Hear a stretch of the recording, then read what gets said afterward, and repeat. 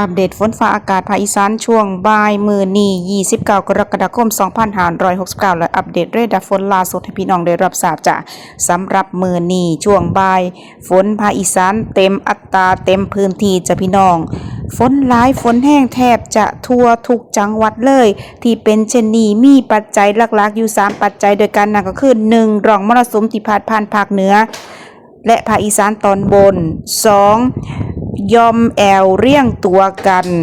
ยอมแอวก็คือความกดอากาศต่ำเนาะพี่น้องเนาะและ3ลมมรสุมตะวันตกเฉียงใต้ส่งผลให้ภาคอีสานฝนชุกฝนหนาแน่นในมื้อนี้29กรกฎาคม2569จ้าเฮามาเบิ่งกันเลยว่าเรดาร์ฝนอยู่ไสแน่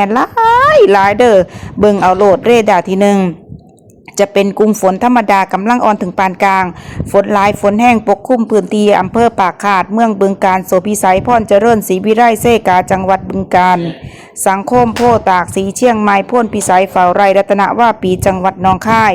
โน่นสะอาดจังหวัดอุดรธานีด่านสายผู้เรือเชียงคานเมืองเลยวังสะพุงปากชมจังหวัดเลยเมืองชัยภูมิก้อนสวรรค์จังหวัดชัยภูมิเขาสวนกวางซ้ำสูงแว่งหน่อยโพ่นน้องสองห้องขอนแก่นจังหวัดขอนแก่นบ้านม่วงว่านอนนิวาสเมืองพันนานิคมเตาง่อยโคกศรีสุพรรณจังหวัดสกลนคร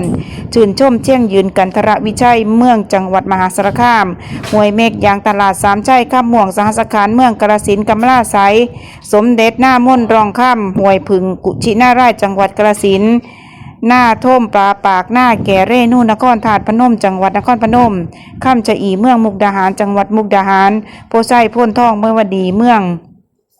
น้องพอกจังหารเชียงขวัญทวัดบุรีทุ่งเขาหลวงอาจสามารถเสรภูมิเกษตรวิสัยน้องฮีสุวรรณภูมิพนมไพรจังหวัดร้อยเอ็ดเมืองยโสธรปาติวข้ามเกินแก้วจังหวัดยโสธรโพสีสุวรรณเมืองจันหอยทับท่านเมืองศรีสะเกษปางกูขุขันจังหวัดศรีสะเกษชุมพลบุรีทาตูมโนนหน้าไร่สำโรงถาบสังขะจังหวัดสุรินทร์แก่งสนามนางบาดเลื่อมบัวใหญ่บัวไล่สีดาปะไทย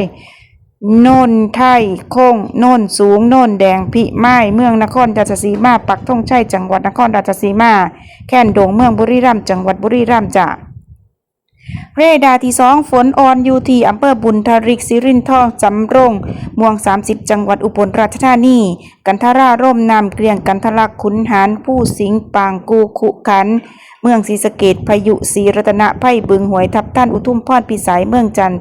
โพสีสุวรรณจังหวัดศรีสะเกษบัวเชษสังขะโนนนาไร่สำโรงทาบชุมพลบุรีทาตูมจังหวัดสุรินทร์หัวตะพานจังหวัดอำนาจเจริญเมืองบุรีรัมย์แค่นดงล่ำไปมาจังหวัดบุรีรัมย์สุวรรณภูมิเกษตรวิสัยน้องฮีพนมไพรเมืองร้อยเอ็ดอาสามารถทวัดบุรีเชียงขวัญทุ่งเขาหลวงเสรภูมิเมยวดีโพ่นท่องจังหวัดร้อยเอ็ดเมืองยโสธรคำเกินแก้วปาติวจังหวัดยโสธร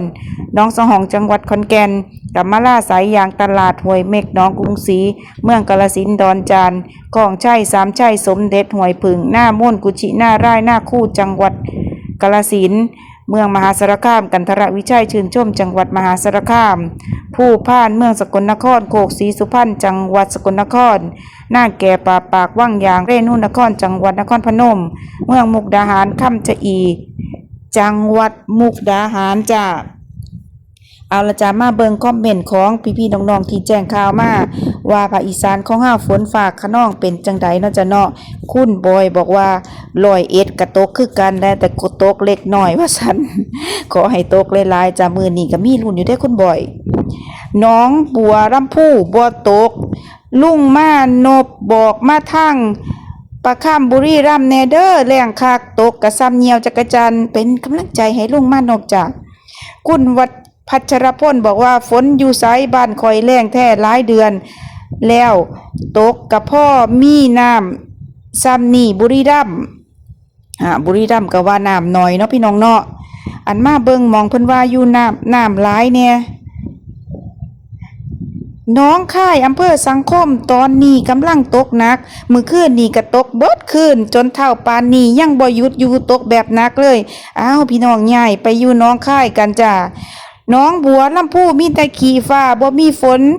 คือดังที่เว้ามาเลยโอ้ยตาสิตนขอให้ตกไว้ๆจ้าเชียงยืนกะมีฝนเล็กน้อยยังบ่มีน้ำครับขอให้ได้น้ำหลายๆจ้าเอาละจ้าพ่อหอมปากหอมคอเนาะเดี๋ยวคลิปหน้าแอดมินก็มาเว้าให้ฟังใหม่คือเก่าคลิปนี้ลาไปแล้วสวัสดีค่ะ